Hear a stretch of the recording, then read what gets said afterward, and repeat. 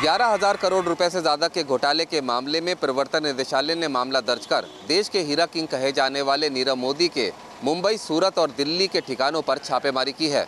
Punjab national bank ने 280 करोड़ रुपए के घोटाले की एक शिकायत नीरव मोदी के खिलाफ सीबीआई को दी थी। इस मामले में सीबीआई ने एफआईआर दर्ज कर जब जांच शुरू की तब पता चला कि घोटाले की रकम 11,000 करोड़ रुपए से भी ज्यादा है।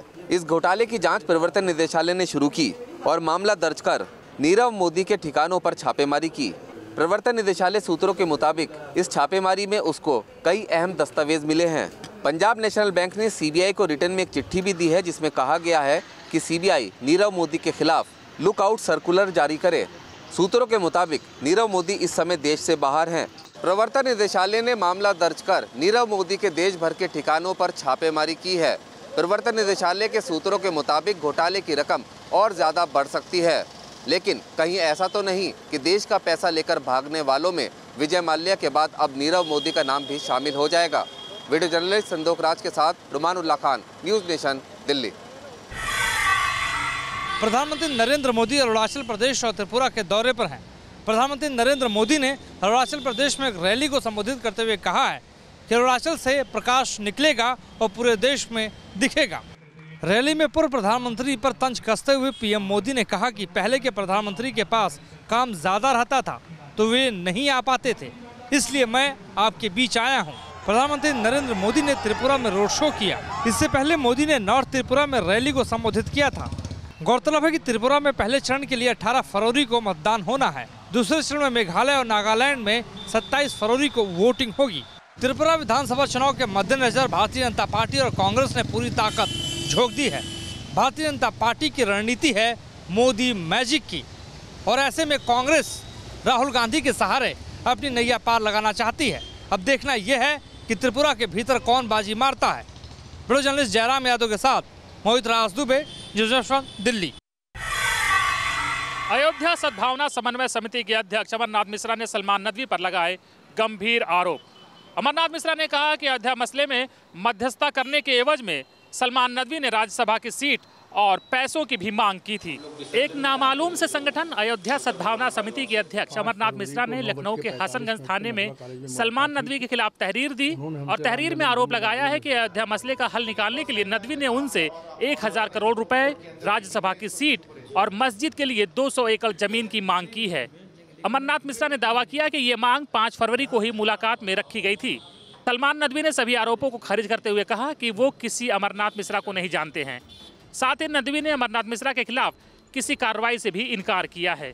सलमान नदवी मुस्लिम पर्सनल लॉ बोर्ड से निकाले जा चुके हैं और अब अमरनाथ मिश्रा के इन नए आरोपों के बाद उनकी मुश्किलें थोड़ी सी बढ़ती हुई जरूर दिख रही हैं। वीडियो जर्नलिस्ट सैफुल हसन के साथ Anil Yadav, news nation, Lucknow. Delhi sling मामले में सुप्रीम कोर्ट पहले ये तय करेगा कि राजधानी में अवैध निर्माण को संरक्षण देने वाला कानून और उसमें समय समय पर किए गए बदलाव वैध हैं या नहीं। आज हुई सुनवाई में सुप्रीम कोर्ट ने अमिकस क्यूरी से केंद्र के दिल्ली स्पेशल प्रोविजन एक्ट में समय समय पर हुए बदलाव का ब्यौरा मांगा है। दिल्ली में अवैध निर्माण को संरक्षण देने वाले इस कानून की मियाद बार बार बढ़ाई गई है। कोर्ट ने अमिकस क्यूरी रंजीत कुमार से कहा है कि वो सीलिंग और अवैध निर्माण के लिए 2006 में लाए गए स्पेशल प्रोविजन एक्ट और उसमें 2006 से 2017 तक लाए गए तमाम संशोधनों को अदालत के सामने पेश करें। सुप्रीम कोर्ट 2 अप्रैल से रोजाना इस मसले की सुनवाई करेगा। कोर्ट का कहना है कि 1 हफ्ते के अंदर सुनवाई पूरी कर ली जाएगी। वीडियो जर्नलिस्ट संदीप के साथ अरविंद सिंह, न्यूज़ नेशन, दिल्ली। देश में पकौड़ों को लेकर राजनीति लगातार गर्मा रही है। आज जम्मू में पैंथर्स पार्टी के कार्यकर्ताओं ने केंद्र की मोदी सरकार के खिलाफ जम्मू में पकौड़े बनाकर प्रदर्शन किया। इस दौरान पैंथर्स पार्टी के कार्यकर्ता सड़कों पर पकोड़े बनाते और लोगों को पकोड़े खिलाते हुए नजर आए। साथ ही पैंथर्स पार्टी के कार्यकर्ताओं ने केंद्र के खिलाफ जमकर नारेबाजी की। पैंथर्स पार्टी ने कहा कि केंद्र की बीजेपी सरकार ने सत्ता में आने से पहले हर साल युवाओं को 2 करोड़ नौकरियां देने का वादा किया था, लेकिन आज वो अपने वादे को भूलकर युवाओं को रोजगार देने की बजाय पकोड़े बनाने देने की सलाह दे रहे हैं। केंद्र की मोदी सरकार के अब सत्ता में 1 साल से भी कम समय का वक्त बचा है। ऐसे में युवाओं से किए हुए ज्यादातर वादे केंद्र सरकार ने अब तक पूरे नहीं किए हैं, जिसके बाद युवा गुस्से में हैं और लगातार सड़कों पर उतर रहे हैं। वीडियो जर्नलिस्ट एजाज अहमद के साथ Shahnawaz Khan, news nation, Jammu. Iran के राष्ट्रपति डॉक्टर हसन रूहानी आज से भारत यात्रा पर हैं। यात्रा उस वक्त हो रही है जब भारत और पाकिस्तान के बीच तनाव चरम पर है। अपने दौरे के पहले पड़ाव में डॉक्टर रूहानी हैदराबाद में होंगे, जहां वो मक्का मस्जिद में शुक्रवार को जुमा की नमाज भी अदा करेंगे। वहीं वो ईरानी कम्युनिटी के लोगों से भी मिलेंगे और छात्रों से भी। अगले दिन यानी शनिवार को वह नई दिल्ली में राष्ट्रपति रामनाथ कोविंद और प्रधानमंत्री मोदी से मुलाकात करेंगे। बातचीत के टेबल पर सबसे महत्वपूर्ण है पाकिस्तान की आतंक परस्त नीति, क्योंकि दोनों ही देश पाकिस्तान द्वारा आतंकवादियों को पनाह दिए जाने से परेशान हैं। इस यात्रा में रणनीति भी है, कूटनीति भी है और व्यापारिक समझौतों पर हस्ताक्षर भी होंगे। लेकिन उससे कहीं ज्यादा महत्वपूर्ण है भारत और ईरान के बीच की केमिस्ट्री, जो पाकिस्तान के खिलाफ हमेशा कामयाब रही है और उसकी एक बार फिर जरूरत शिद्दत से महसूस की जा रही है। कमल किशोर के साथ मधुरेंद्र कुमार, न्यूज़ नेशन, दिल्ली। आरा के एक धर्मशाला में आज सुबह बम विस्फोट हुआ है। इस बम विस्फोट में बम लेकर अपराधियों के गिरोह में से एक अपराधी बुरी तरह घायल हो गया। आरा के एक धर्मशाला में अचानक सुबह बम विस्फोट की आवाज़ सुनाई दी। जब लोग वहां पर पहुंचे तो उन्होंने देखा कि एक व्यक्ति बुरी तरह से जख्मी है। उसे तुरंत हिरासत में लिया गया और पुलिस ने जब मौके पर पहुंचकर छानबीन की तो वहां से उस कमरे से एक पिस्तौल के साथ कुछ कारतूस भी बरामद किए गए। पता चला कि ये 5 लोग बाहर से इस धर्मशाला में ठहरने के लिए आए थे और अचानक ये बम विस्फोट हुआ।